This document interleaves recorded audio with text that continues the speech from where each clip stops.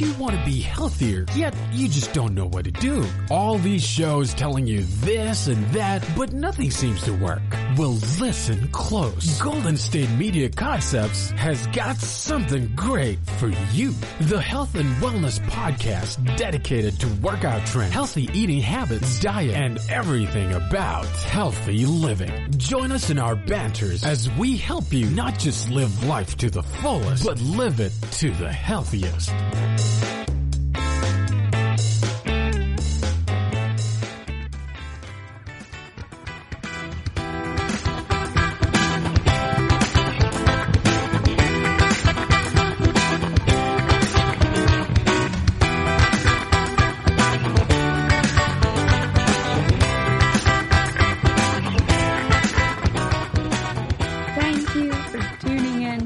GSMC Health and Wellness Podcast, brought to you by the GSMC Podcast Network.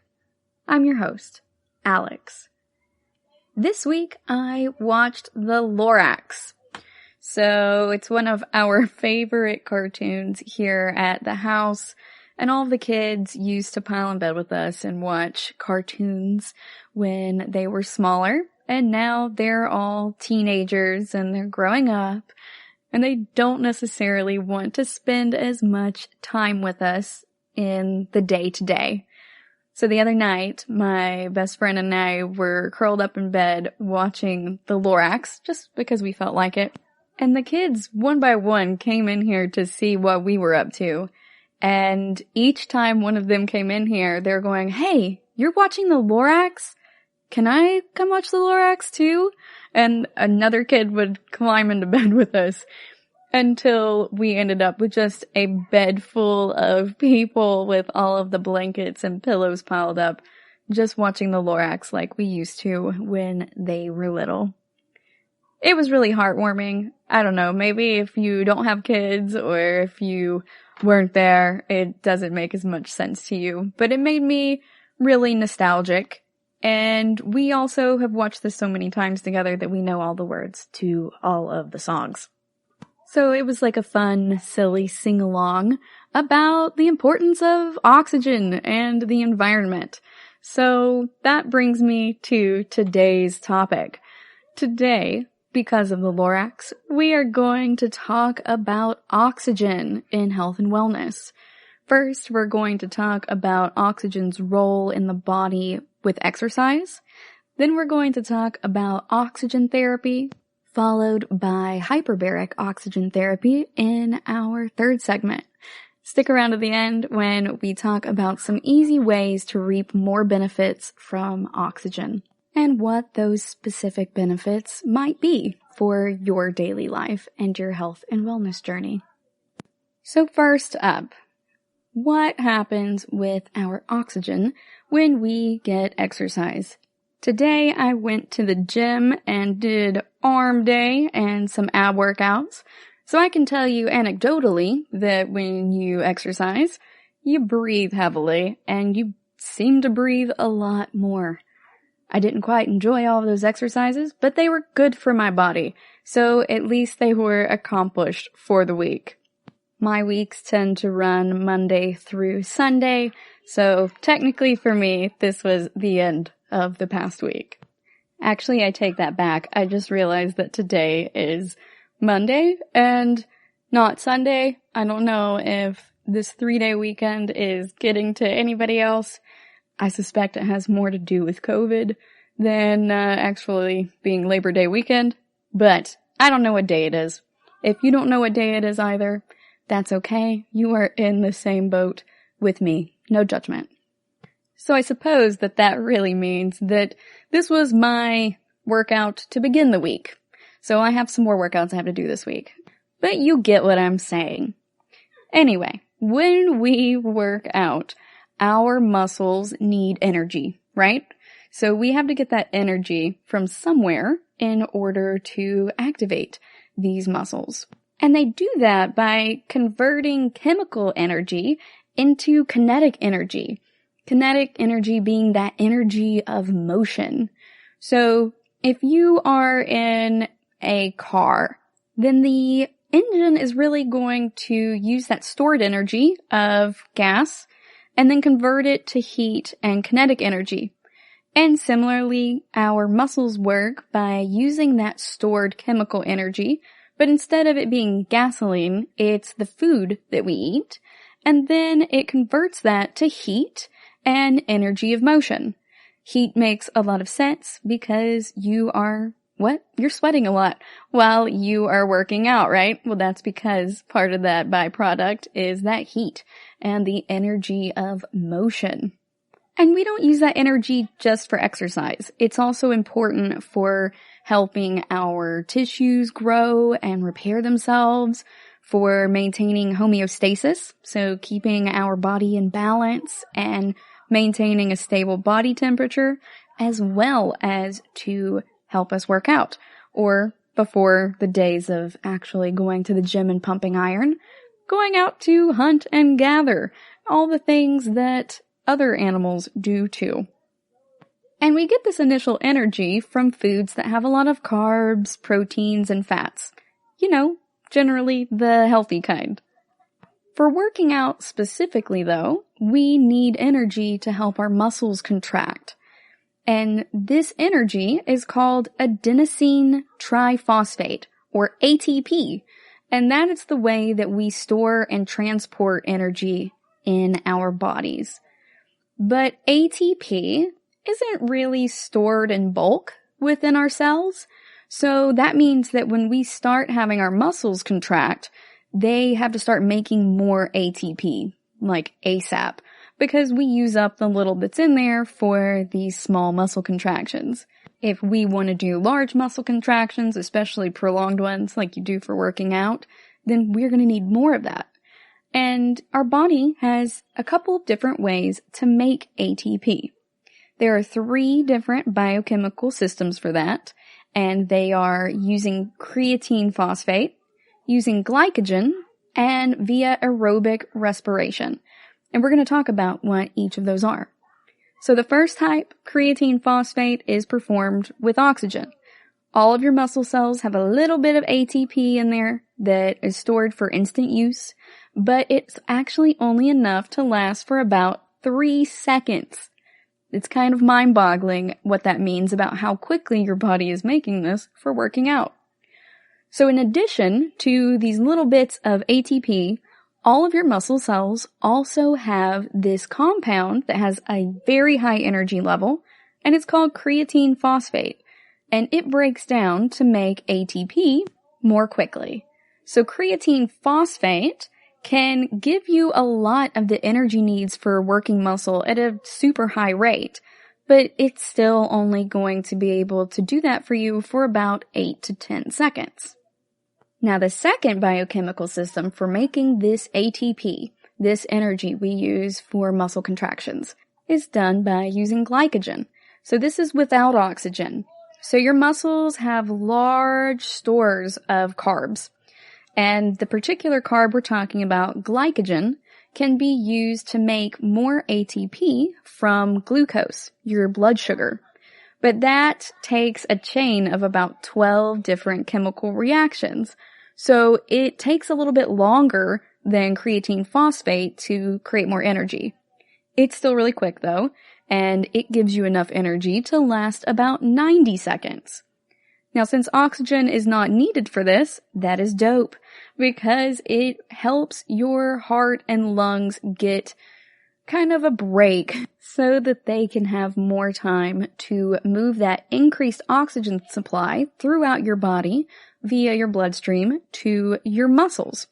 And that oxygen isn't being used up for making more ATP in the glycogen process. But if you make ATP without using oxygen, you get this buildup of lactic acid. And that lactic acid builds up in your muscles and it causes tiredness and soreness. So if you feel like you have a stitch in your side, barring any injuries, that would mean that you're getting that buildup of lactic acid in your muscles as your body is using that glycogen carbohydrate to make ATP from your blood sugar. Now, The third biochemical way to make ATP is aerobic respiration. So like creatine phosphate, this one also has oxygen involved in its process.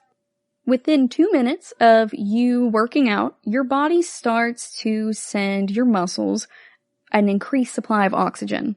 And when you have oxygen in those muscles, then aerobic respiration can go ahead and start breaking down the glucose for ATP.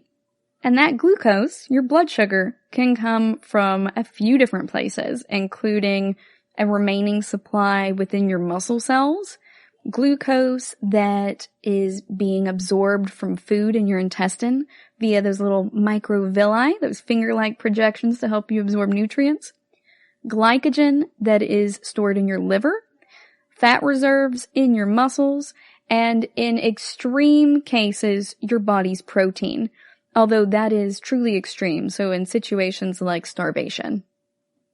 Aerobic respiration is the third method for making ATP because it takes even more chemical reactions to produce that ATP than either the glycogen or the creatine phosphate methods. It's the slowest of all three of them, but it can supply a lot more ATP for several hours or even longer. As long as you have fuel, you will be able to continue getting that ATP created by the aerobic respiration method. One of the best ways I've seen this explained is that you're running late, right? And in this premise, you are able to jog or run to your class, but you've missed the bus. So when you start this jog to class, for the first 3 seconds of your run, your muscle cells are going to use the ATP that has been stored inside of them, like we talked about earlier. And then in the following 8 to 10 seconds, your muscles will be using that creatine phosphate to make ATP. If you still aren't where you need to be at that point, then your glycogen system is going to kick in. Now remember, this type doesn't need oxygen. We are less than 2 minutes into this jog to school.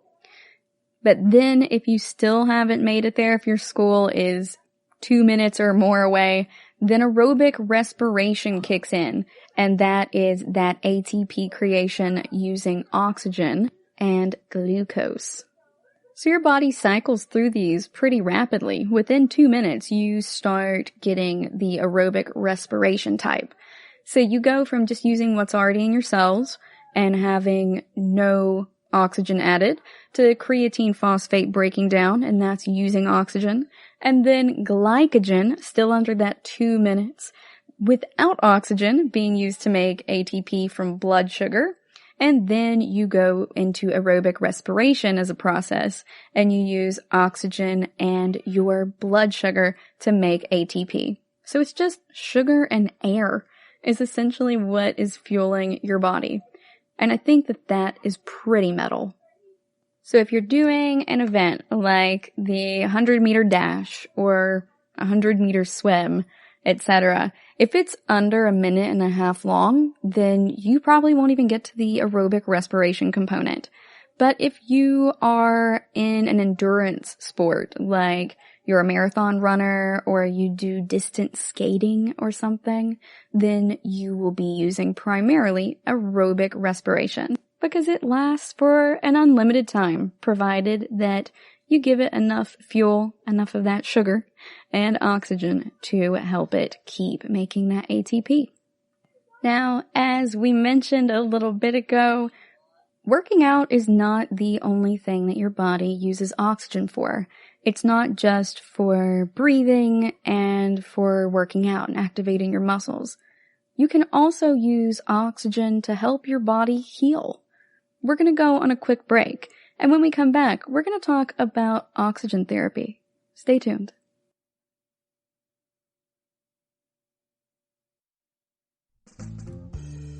Are you looking to learn more about the latest trends from the fitness world? Are you confused by all of the different trends that are out there? The GSMC Fitness Podcast is the place for you. The GSMC Fitness Podcast is the place to come for people of all skill and interest levels. Join us as we explore the latest trends in the fitness world. Does that new exercise really work? Should I try yoga? Whatever your question, chances are good you'll find an answer on the GSMC Fitness Podcast.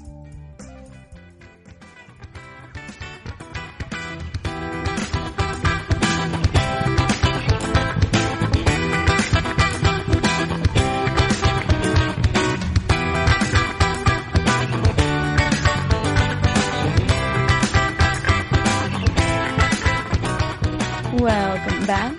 Before the break, we were talking about how oxygen is used to make energy that allows you to work out. Now we're going to talk about oxygen's healing properties.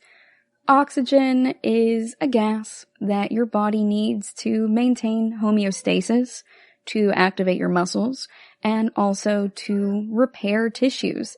And we discussed how this works in our episode on lung health. The TLDR of that is your lungs absorb the oxygen from the air we breathe. Then that oxygen goes into your bloodstream via those capillaries on your lungs, where they meet the alveoli, and then they travel through your organs and body tissues to where they need to be. Now, in a healthy individual, your blood oxygen levels should be pretty standard, fairly similar to the baseline for most other people. But there are some types of medical conditions that can make your blood oxygen levels be very low. And if you have low blood oxygen, it can make you feel short of breath, confused, or tired. It can even damage your body. So sometimes, if your doctor finds that you have low oxygen levels, they might give you oxygen therapy to help you get more oxygen, or just make general recommendations depending on the severity of it. I know it looks silly when they put that little finger clip on you in the doctor's office, but that's what they're looking for, because sometimes if you come in and you feel tired or anxious or like you can't catch your breath, it might not be asthma necessarily, or not even entirely anxiety. It may be anxiety caused by low blood oxygen, making you feel tired or confused and thereby upset.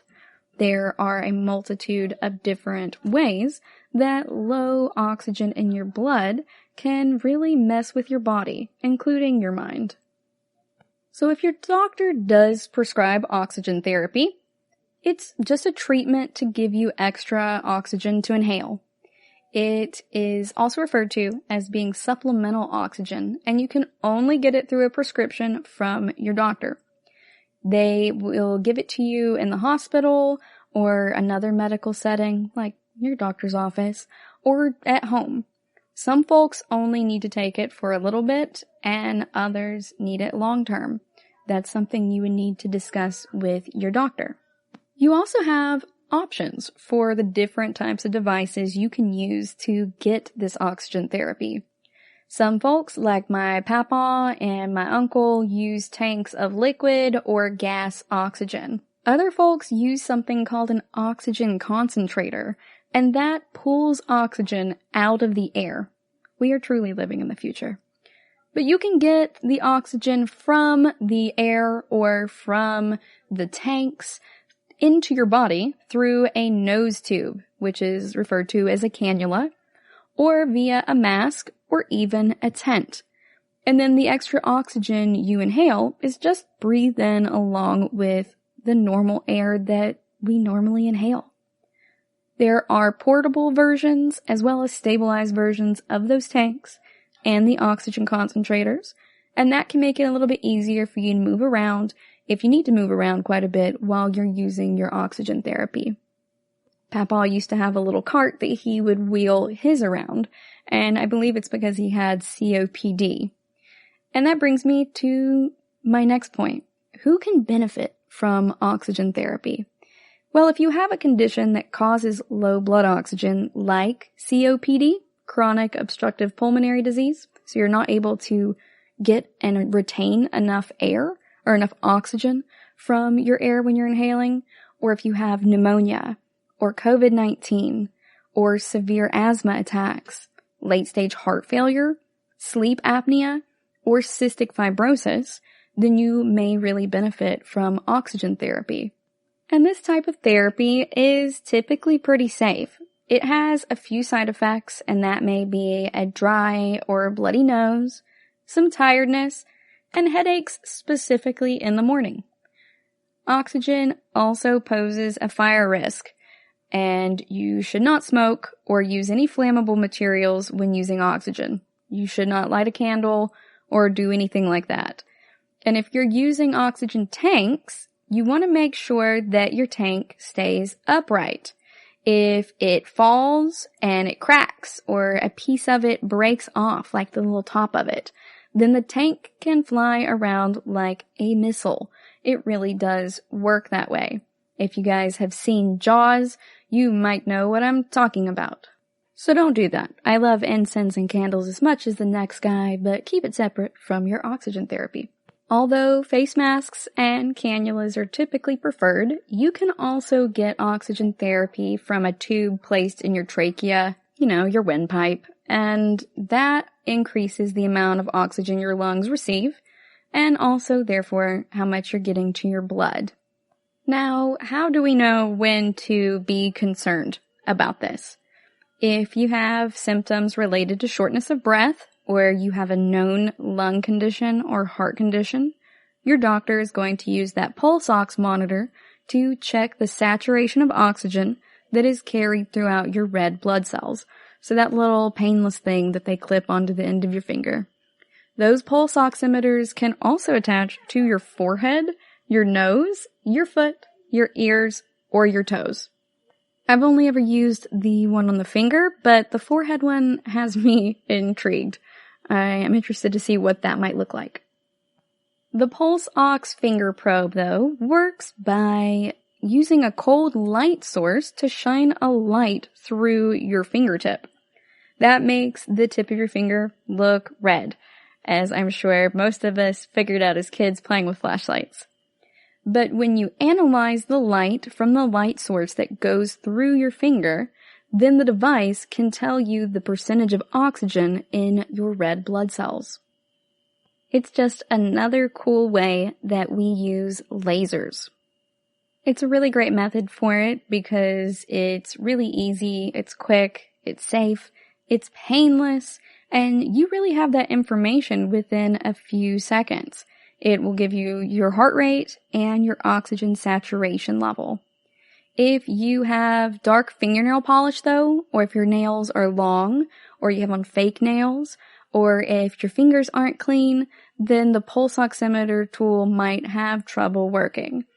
There aren't any needles associated with this though, and some doctors actually use disposable tape probes that wrap around your finger, nose, or toe.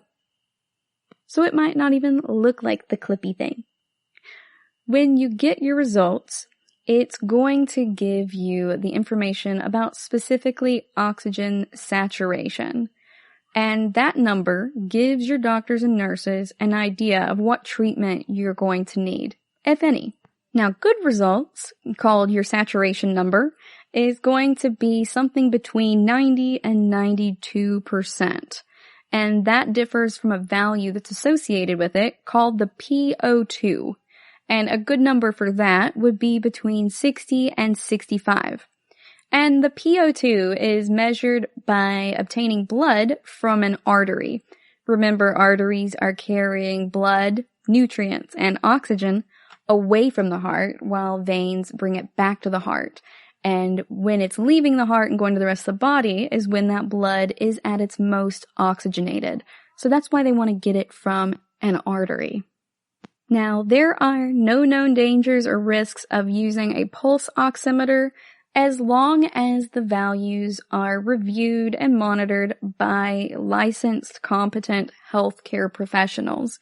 So you can buy these and use them at home, but they can be pretty expensive, and you really need to learn how to use them via talking to your healthcare provider. They can very likely also recommend some that are perhaps not as expensive, and give you the rundown on how to read these values and when to reach out to medical personnel. I never would have thought that something like dark fingernail polish or having fingers that are dirty could cause the pulse oximeter to not work properly. Now, granted, I don't know how dirty is too dirty. Like, if I pet a dog a lot like I did today, I opened my car door and that dog jumped in the car with me. And it was the best 10-minute wait of my life. If you're gonna have to wait, you might as well do it while petting a dog. But my point is, I was going to the gym, and so of course, after I petted this dog, I smelled like dog, and I had dog all over my fingers. But I don't know if that's dirty enough or if it needs to be visibly dirty, like having a lot of oil or soil and stuff on them. At any rate, it's always a good idea to wash our hands frequently, as we have learned with COVID-19, and it's just nice if someone else is going to be having to touch that body part to wash it ahead of time. So duck into the bathroom at your local doctor's office and just give your hands a wash if you know they're gonna pull out that pulse oximeter. At the very least, you'll have clean hands and you'll make sure that the laser is reading you appropriately. We're gonna go on a quick break, and when we come back, we're going to talk about hyperbaric oxygen therapy. Stay tuned.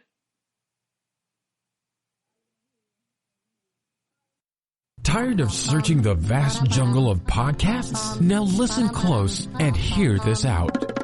There's a podcast network that covers just about everything that you've been searching. Hey! The Golden State Media Concepts Podcast Network is here.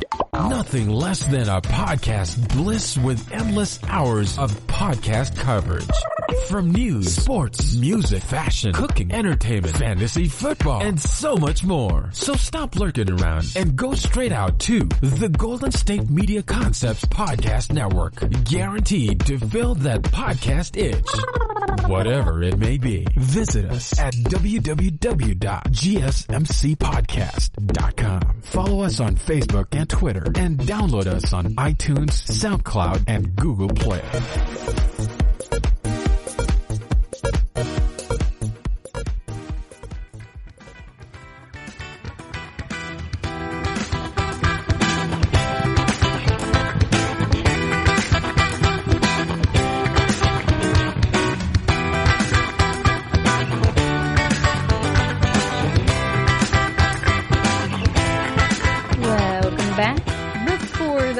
We were talking about supplemental oxygen, or oxygen therapy in general.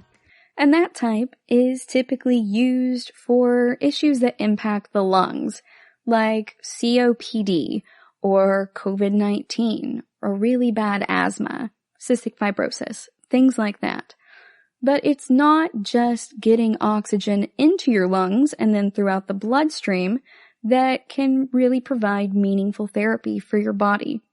There's another type of oxygen therapy referred to as hyperbaric oxygen therapy. And you may have heard of hyperbaric chambers before, watching sci-fi or science shows. So we're going to talk about that. Hyperbaric oxygen therapy means that you need to breathe pure oxygen in a pressurized room or tube. You're in some type of pressurized container, and you're breathing in pure oxygen. This treatment has been well established over the years, and it has been used for decompression sickness, which happens in scuba diving sometimes. And that's when the nitrogen in your blood and tissues that's already been dissolved by high pressure starts to form some bubbles as the pressure is decreasing, and that can give you fatigue and pain in your muscles and joints.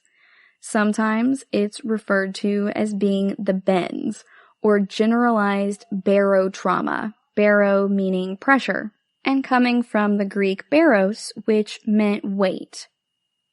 W-E-I-G-H-T.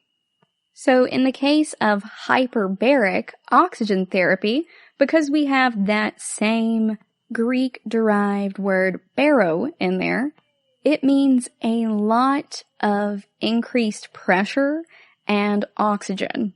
So hyper being a lot, baric being pressure. There's a lot of pressure and you're also getting oxygen in there. So they're breathing pure oxygen in a pressurized room or tube.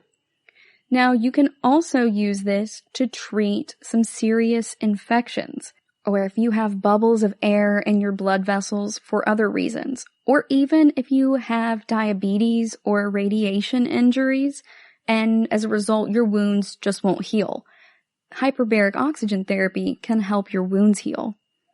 Now, when you're in these hyperbaric oxygen therapy chambers, the air pressure gets increased to 3 times what it would normally be. And under those conditions, it allows your lungs to get more oxygen than they would be able to if they were breathing just pure oxygen at normal air pressure levels. So by applying this pressure, your lungs are able to get more oxygen than they would normally be able to, which is pretty cool. I'm not sure how exactly this was discovered to begin with, but it sounds pretty metal too. Your blood then carries your oxygen throughout the rest of your body, and that hyperoxygenated blood helps to fight bacteria and also stimulate the release of the substances in your body called growth factors as well as stem cells. And both of those promote healing in your tissues and your cells in general. When your tissue is injured, that means it requires even more oxygen than normal to survive and even thrive. It needs a lot more oxygen to repair it. So hyperbaric oxygen therapy increases not only the amount of oxygen you are intaking into your lungs, but also how much oxygen your blood can carry. And when you get that increase in blood oxygen temporarily, it restores the normal levels of your blood gases and your tissue function to help promote more healing and fight infections. So it's going to help get you better faster. You can also use hyperbaric oxygen therapy to treat a host of medical conditions, and different places may use it in different ways. But your doctor may suggest hyperbaric oxygen therapy specifically if you have issues related to severe anemia, if you have a brain abscess, arterial gas embolisms, those little bubbles of air in your blood vessels, if you have burns, decompression sickness, if you have a crush injury, sudden deafness, gangrene, carbon monoxide poisoning. That one makes the absolute most sense on its face. But also for infections of skin or bone that causes tissue death. If you have wounds that just won't heal, like diabetic foot ulcers, or some injuries from having radiation therapy, or injuries related to being exposed to radiation, or you have a skin graft, or you have a skin flap, and you're fighting tissue death, getting more oxygen to that area can help promote more healing and help your body not reject or kill off that skin graft. You may also have it recommended if you have sudden but painless vision loss. That list is of the types of medical conditions that this has been proven to treat. Now, some folks may say that they can treat other conditions with hyperbaric oxygen therapy, but those are not necessarily cleared by the FDA or supported with scientific research. But some of these may be AIDS, HIV, they may say they can treat asthma with it, autism, Bell's palsy, fibromyalgia, depression, gastrointestinal ulcers, heat stroke, hepatitis, Parkinson's, spinal cord injury, strokes, sports injuries, but the jury is still out as to how well it works on any of those conditions, if it does, and we just need more scientific research to help us figure out exactly how efficacious those are. So I'm not saying don't go for hyperbaric oxygen therapy if your doctor recommends it and you have one of the conditions from that second list. But what I am saying is maybe get a second opinion, because this type of treatment can also be very expensive. And if you're going to pay that much money for it, you definitely want to make sure that it's something that actually works. Now, other than the financial strain, the risks associated with hyperbaric oxygen therapy are relatively few and far between. Complications are rare, but there is some risk. And those potential risks can include a lung collapse caused by changes in that air pressure. So that's referred to as barotrauma, that same type of trauma that you can get when ascending too fast when you're diving and you get the bends. You could also get myopia, so that's temporary nearsightedness caused by having some temporary changes to your eye lenses because of the pressure. But they say that one is temporary and it should not cause lasting nearsightedness. You could also get some injuries to your middle ear, like fluid leaking out or having an eardrum rupture because of that increased air pressure. You could also have seizures from oxygen toxicity, getting too much oxygen in your central nervous system. And just like regular oxygen therapy or supplemental oxygen, there is a risk of fire. Your environment is super oxygen rich in those treatment chambers, so you want to make sure you're not lighting any candles or incense or anything else around or in your hyperbaric chamber. You also shouldn't even have a lighter on you or take any battery-powered devices into the chamber. You also want to limit sources of excess fuel. So don't wear hairspray in there. Make sure you have removed any hair or skincare products that are petroleum-based to limit the potential for fires starting. You will definitely want to ask folks on your healthcare team for specific instructions before your first session. If they just tell you when and where to be there, make sure you let them know, hey, this is my first session. How do I prepare for this? Because much like the fingernail polish with the pulse oximeter, making sure that I take off my petroleum-based skincare and hair care products is not something that would have occurred to me for this. Now, if your doctor does prescribe this for you, it's typically performed as an outpatient procedure and does not normally require hospitalization. But if you're already hospitalized and then they prescribe it, you'll likely remain in the hospital for the therapy. Or sometimes they will transport you to a specific hyperbaric oxygen facility that's separate from the hospital that your regular stay is at. There are two different types of chambers that you may be in. There's an individual unit that is meant for one person. They call it a monoplace unit. And you lie down on a table, and that table slides into a clear plastic tube. The other type is a much larger chamber that's designed to have multiple people in it. So think kind of like how if you go to get your blood drawn and there's all of these chairs in there, it's kind of like that, like a bloodmobile, except it's just a chamber therapy room, and you can either sit or lie down in it. It looks like a large hospital room, really. And then they give you oxygen through a mask over your face or a lightweight, clear hood that they place over your head. Now, one of the side effects, I suppose, of this is that you get a temporary feeling of your ears being full. So, like, if you are in an airplane when it's taking off or when it's landing, or if you're at a high elevation in general, like hiking up some mountains, and you can relieve that with the hyperbaric chamber in the same way that you normally can. So by yawning or swallowing. I'm not sure if gum is allowed, but you might want to ask at your specific facility.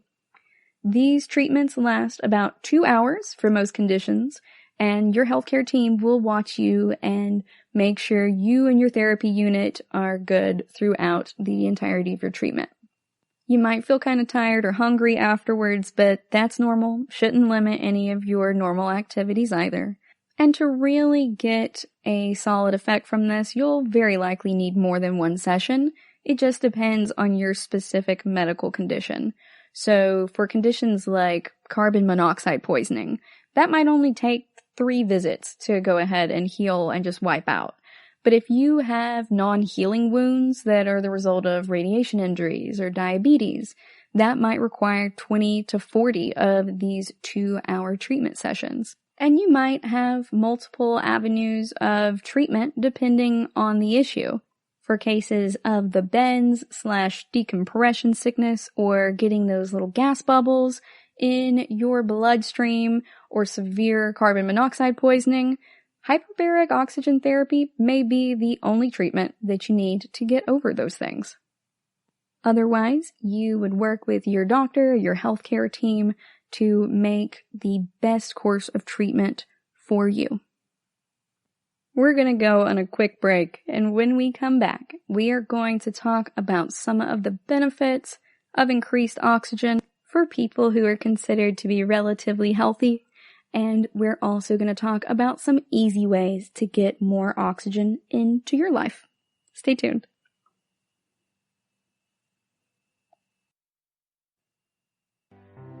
The GSMC Life and Happiness Podcast takes you on a journey of exploration. We'll discuss tried and true methods alongside the latest trends of how to best live your life to its fullest and happiest. From psychology to meditation, science to self-help books, the GSMC Life and Happiness Podcast will help you to discover what makes you happy and how you can live life being the best you possible. Download the GSMC Life and Happiness Podcast on iTunes, Stitcher, SoundCloud, Google Play, or anywhere you find podcasts. Just type GSMC in the search bar.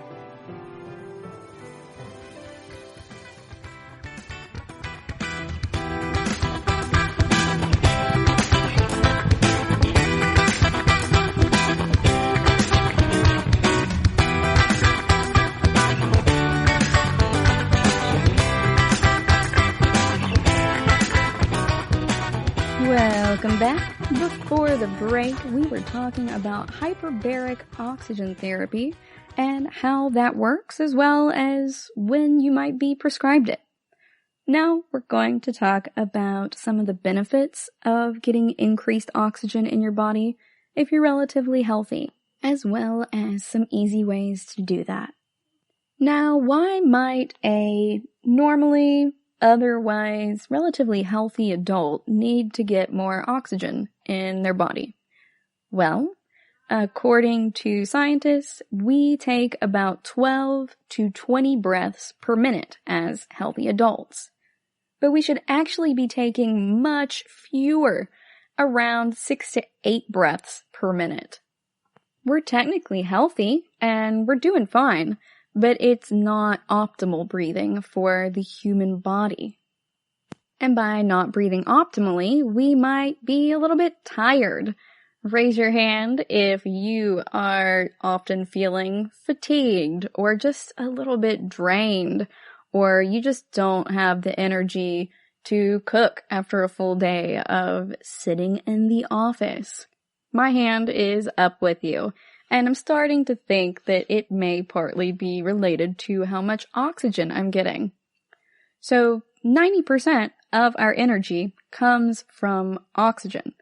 And our breathing is using these different processes to get oxygen to every cell in our body and to also get rid of its waste product, carbon dioxide.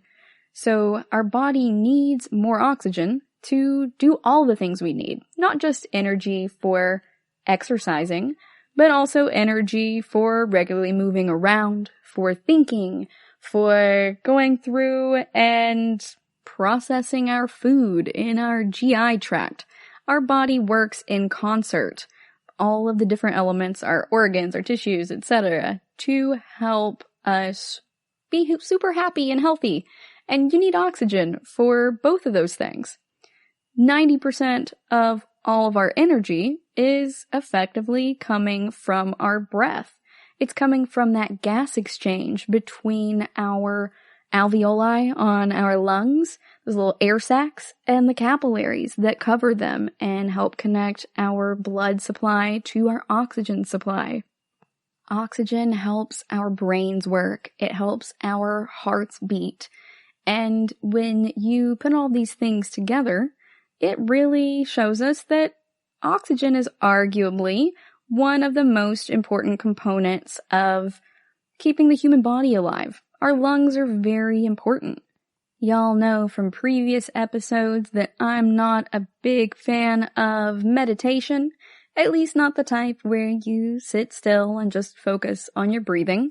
I much prefer walking meditations or, just breathing slowly because I'm at peace and strolling through nature, cultivating my sense of awe. No matter which way you prefer to get more oxygen to your body, the fact is that no matter how well most of us as humans live and how well we treat our bodies, we can always improve them by focusing more on our breath to make us both healthier and arguably happier. If you don't have enough oxygen, you might feel tired or fatigued. And that's why when I was in undergrad, one of my teachers, Mr. Morgan, who I've talked about on here before because he is a health and fitness guru, and he also taught all of my health and fitness classes, he taught us that if you are feeling tired and you're not able to concentrate while you're trying to study, go for a quick jog. Get your blood oxygen levels up by going and working out a little bit. Get you some fuel so that you're able to use that increased oxygen as well to make you some ATP and all that jazz, but also just get more oxygen to your brain. And it sounds crazy to go work out when you feel tired, but honestly, I have kept that piece of advice for, the last 15 years or so, and it's made a big difference for me. Instead of laying down and taking a nap, I go ahead and go for a quick jog or do some jumping jacks or something, and it helps me to think a little bit. Also, I like to grab a sandwich so that I have that extra fuel too. You can burn calories making sandwiches, right? Anybody? Okay, maybe not. Well, it depends. If you're making sandwiches like Scooby-Doo style, I imagine that would take a lot of ATP to make a sandwich that huge. But if you're just slapping together a PB&J, maybe not. A little bit of energy, but not enough. You still need to do the jumping jacks. By getting enough oxygen, though, it helps keep our red blood cells healthy, and they're able to do a very good job in transporting that oxygen. The levels of oxygen, however, can differ quite a bit from person to person and from environment to environment. We have issues related to the amount of trees in an area, like they discussed in the extreme in the Lorax, where they went through and paved paradise and put up a parking lot. Literally everything in the Lorax is covered in concrete within the town. And then they start transporting air in there in canisters so that people can breathe fresh air because they've wiped out all of the trees. In areas that don't have as many trees, when compared to places like in rural Appalachia where we have essentially a temperate rainforest, it's absolutely beautiful and covered with trees, and the air just feels healing anecdotally. It's a stark contrast from places that have a lot of pollution and not a lot of trees, although there are several different factors that can impact the person or the environment. But in general, when we breathe, we get oxygen into our lungs and we exhale that carbon dioxide. And that gas exchange happens most effectively at the bottom part of our lungs, those little alveoli, those little sacs. So, it's important to get not just breaths in general, but deep breaths. Deep breathing is very important. You want to make sure that that fresh air reaches your alveoli where that gas exchange takes place with your blood supply, and that helps make the blood more oxygenated, and that increases oxygen levels in not only your blood, but throughout your entire body. So one way that's really easy to work on getting you more oxygen is to breathe deeply. If you have ever been in chorus or choir, things like that, then you may be familiar with taking those deep belly breaths. So a lot of time in literature or on TV shows, they talk about the character's chest moving up and down when they're sleeping. But if you're taking these deep belly breaths, you can actually put a hand on your chest and one hand on your belly and inhale. And you should feel your belly go ahead and expand out. And that's because when you take those deep belly breaths, you are filling those bottom parts of your lungs. Your lungs are pretty big organs, and you're filling them all the way down to the bottom, and it's helping you to get more oxygen in there. If you can't feel your lungs expanding with the belly breath, then you are likely breathing more from your chest, and you want to take a very deep breath and let your belly expand. Don't worry about your genes or how you look or anything like that. Sucking it in is so 1990s. Nowadays, we want to get more of that oxygen in. So go ahead and breathe deeply until you feel your belly expand, and then hold it for 3 seconds or so and slowly release it. And release it all the way out. You want to make sure there's no more carbon dioxide in there, at least that you're able to huff out. You're wanting to make sure you get that stale air out of the bottom of your lungs. So just like we need to inhale deeply to get that oxygen way down there, we also need to exhale completely to get all the carbon dioxide out. It's similar in principle to Kegel exercises.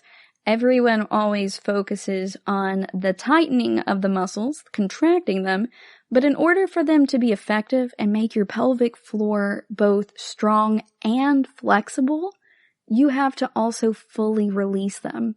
If you don't fully release them, then you can end up with your muscles being constantly too tight down there, and that can lead to general pain, and especially pain during sex. So in this way, exercises for your reproductive system are similar to exercises for your lungs.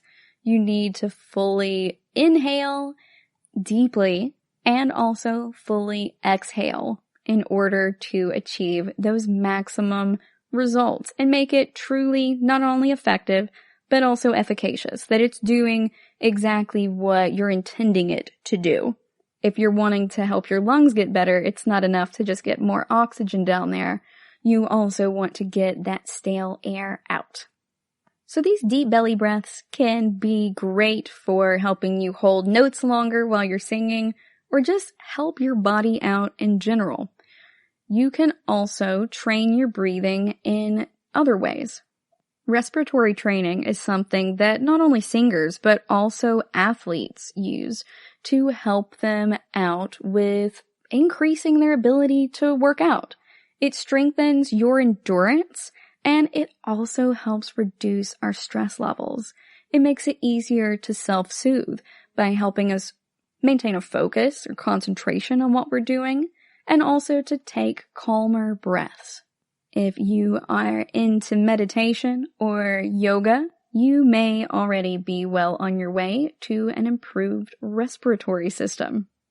You can also find videos on YouTube or even apps you can get for your phone that will help you with your breathing. It'll help pace you for it and remind you to take those deep breaths. You can also get some fresh air. Open up your windows and go outside. Just like you get that stale air in your lungs, you can also get it in your house if you are not opening up those doors and windows much. Go ahead and air out your house on the next day the temperature and humidity are tolerable for doing so. And go outside. You can do both. I like to go outside and just sit on the front porch. Am I 12 feet away from the couch inside the house? Yes, but I am out where the fresh air is. And if I sit a little bit in the sun, then I can also get that vitamin D at the same time. Another way to get more oxygen into our bodies and get rid of more carbon dioxide is to drink water. It's that easy. our lungs need to be hydrated, and by drinking enough water, we also influence our oxygen levels in a positive manner. We tend to lose, on average, about 400 milliliters of water per day, and part of that is just through respiration.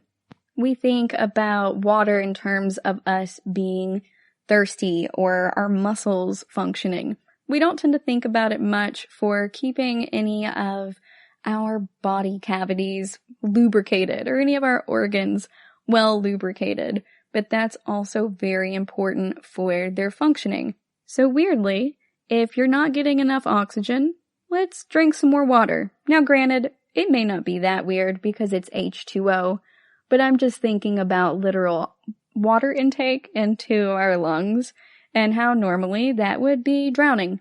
But that's way too literal, and at the cellular level, it is very good for you. You can also eat iron-rich foods.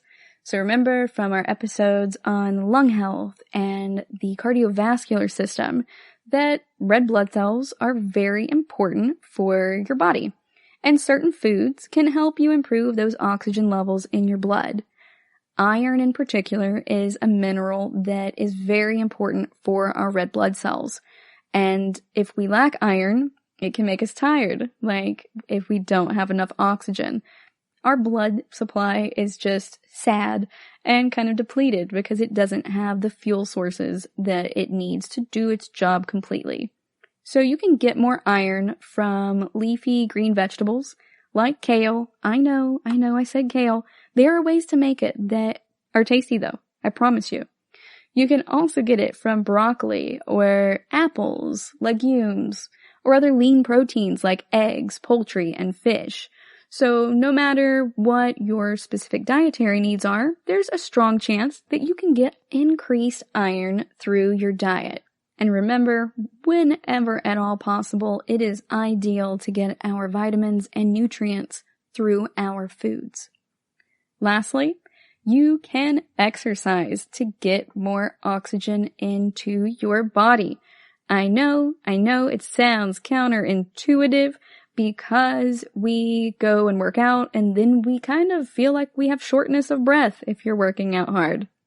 But in the long term, the better you are at getting that oxygen and using it, the more energy your cells will be able to produce. So over time, that increase in using oxygen appropriately will strengthen our endurance. And scientists have seen a clear correlation between your athletic performance and the amount of oxygen you are getting. So they measure that in something called VO2 max. That is your maximal oxygen uptake. And the higher that VO2 is, the greater endurance level that you have. So if you're looking to increase your oxygen uptake via exercise, interval and sprint training are the best training methods for that. So HIIT, high intensity interval training, might be your new thing. It's been pretty hot as a trend for the past little bit. It's supposed to help you burn a lot more fat more quickly, but it also is going to up your oxygen. And I would rather do HIIT training than I would sprint training. That's just me. I'm not a big fan of running, and I have a bum knee, so I'm not trying to injure that doing crazy sprints. But interval training, I am here for. So lastly, I want to hit the highlights of other benefits of increased oxygen for folks who are considered to be relatively healthy. It can increase your memory capacity, boost your concentration, help you develop a stronger alertness, raise your overall energy levels, which is the one I definitely need. It can also stimulate your brain activity, help you build endurance and strength, while also reducing stress and anxiety. It can help detox your blood by carrying that back out of your body, making sure that you are inhaling and exhaling completely. It can also alleviate tension headaches, help you out if you have irregular sleeping patterns. That one again is one I will definitely benefit from. And it can also help you with preventing lactic acid buildup with the aerobic respiration processes and strengthen your overall immune system. Some folks even go so far as to do exercise with oxygen therapy. If you're interested in any of the therapies that we discussed today and you feel like they may apply to you, go ahead and talk with your healthcare provider about it and suss out whether it is something that you may benefit from. Thank you for listening to the GSMC Health and Wellness Podcast, brought to you by the GSMC Podcast Network. I'd like to ask that you please subscribe to the show, and writing a nice review always really helps us. Also, if you could please follow us on Facebook, Twitter, and Instagram, I'd appreciate it. Thank you kindly, and have a good night. You've been listening to the Golden State Media Concepts Health and Wellness Podcast, part of the Golden State Media Concepts Podcast Network. You can find this show and others like it at www.gsmcpodcast.com. Download our podcast on iTunes, Stitcher, SoundCloud, and Google Play. Just type in GSMC to find all the shows from the Golden State Media Concepts Podcast Network, from movies to music, from sports to entertainment, and even weird news. You can also follow us on Twitter and on Facebook. Thank you, and we hope you have enjoyed today's program.